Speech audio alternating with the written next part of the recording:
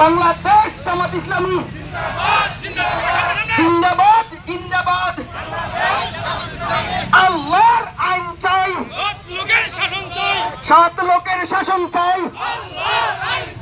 আল কোরআনের আলো